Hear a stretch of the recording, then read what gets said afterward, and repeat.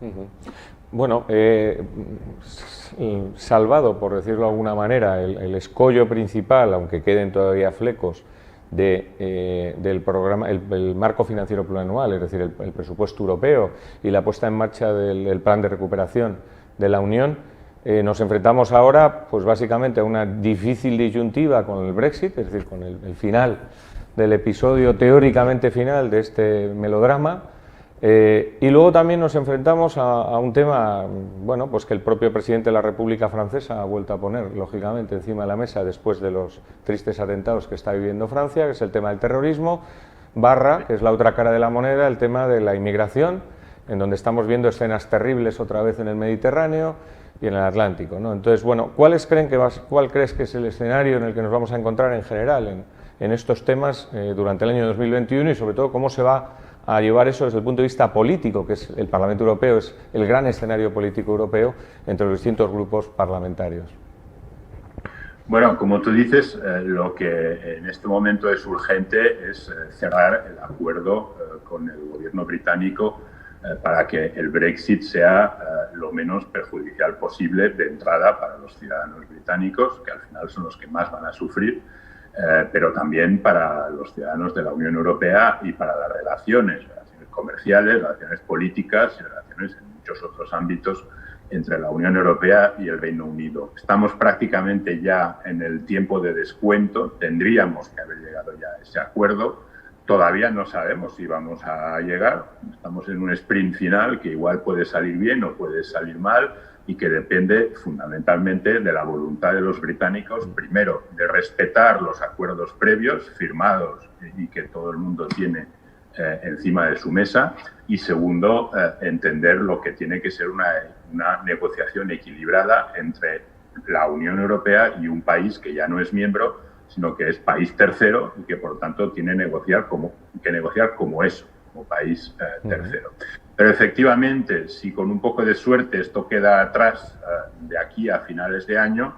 entraremos en el 2021 con una lista de prioridades quizá ya un poquito diferente. La primera va a seguir siendo las consecuencias de la pandemia, fundamentalmente las consecuencias sociales y económicas de la pandemia, y eso va a tener mucho que ver con la manera en la que se ejecute este programa de reconstrucción de los 750.000 millones de euros, más el presupuesto comunitario. Estamos hablando de billones de euros en realidad. Pero después es verdad que hay temas acuciantes que quizás han quedado un poco tapados por la propia actualidad de la pandemia y por la gravedad de la situación, pero que están ahí y que tampoco pueden esperar demasiado. Tú has citado dos que yo creo que son efectivamente los más importantes.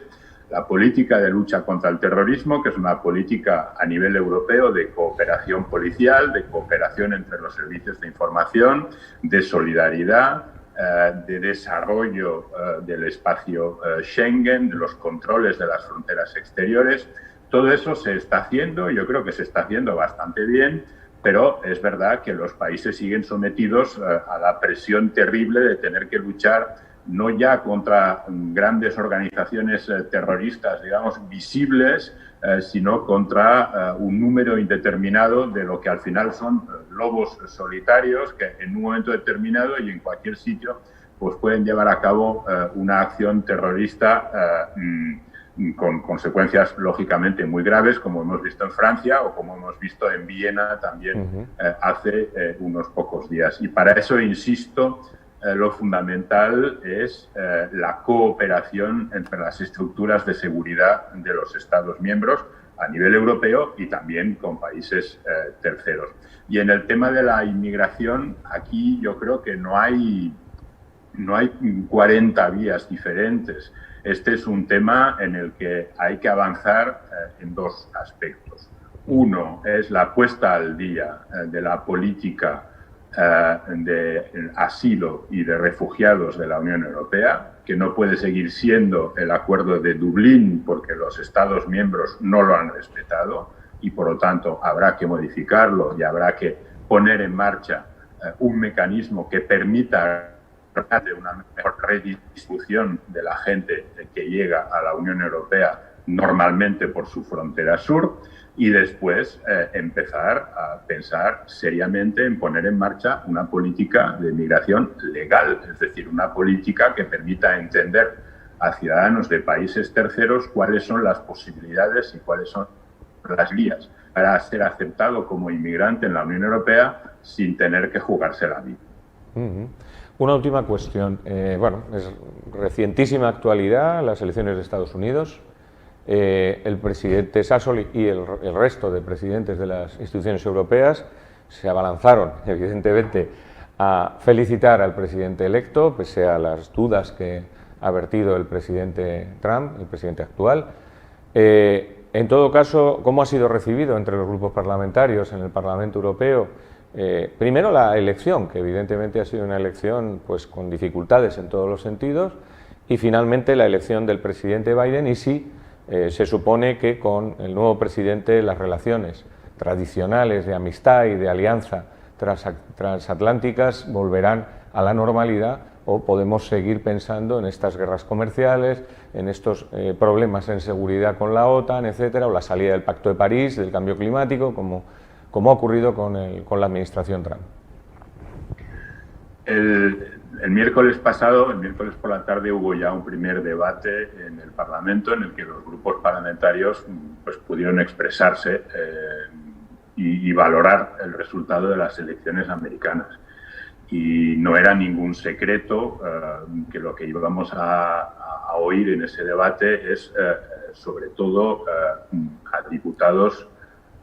satisfechos con el resultado de estas elecciones, porque a nadie se le escapa que los 4 años de presidencia de Donald Trump han sido muy complicados para las relaciones transatlánticas, para las relaciones entre la Unión Europea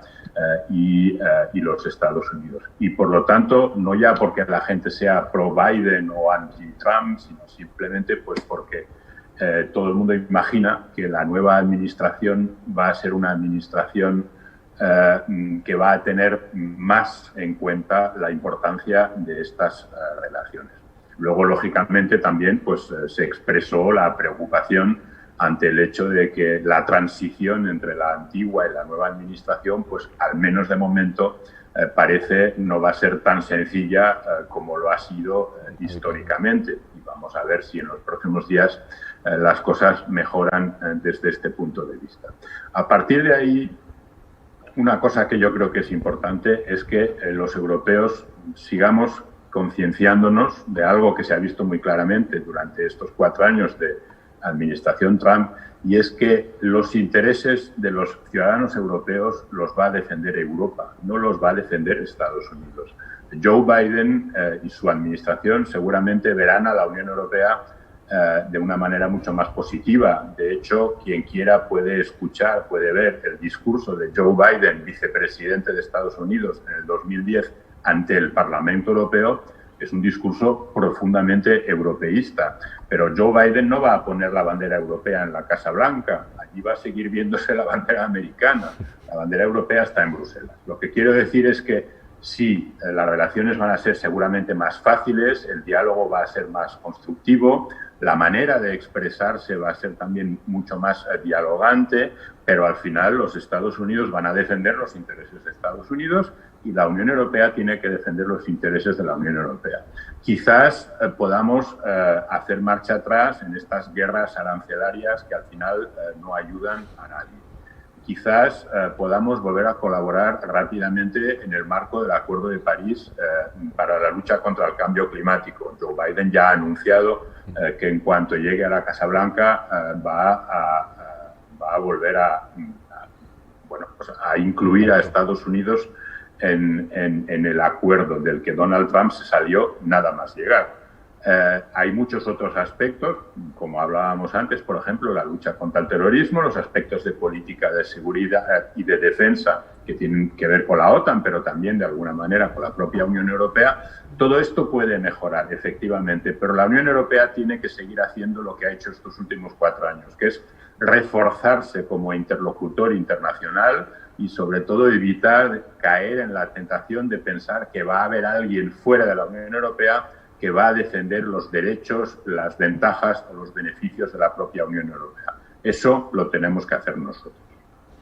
Muchísimas gracias, Jaume. Ha sido un placer, como siempre, hablar contigo y desde luego te emplazaremos a futuras ocasiones.